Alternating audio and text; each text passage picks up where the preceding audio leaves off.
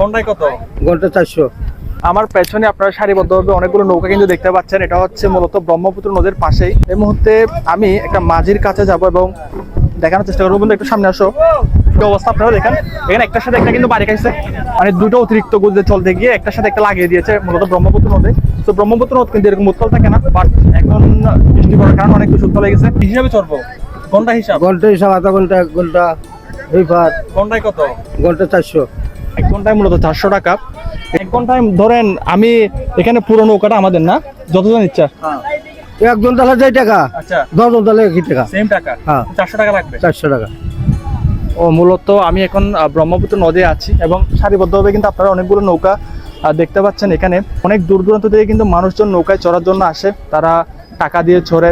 এবং এটা হচ্ছে জয়নুল পার্ক রয়েছে, যে আপনার ময়মনসিংহ যেটা জয়নুল পার্ক রয়েছে, ঠিক ওটার পাশে ব্রহ্মপুত্র নদী এই ধরনের ভিউ। তাহলে কম রাখা যাবে না? না দাদা, হ্যাঁ এই তো কম একটা কইছি কেলি জানেন, এই গাড়টাকে ডাকছিল না, বুঝি নাই। এই গাড়টা হ্যাঁ, আগে কমাই নিছি 250-300 টাকা নিছি, অনেক গাড়টা এবার টাকা হয়ে গেছে।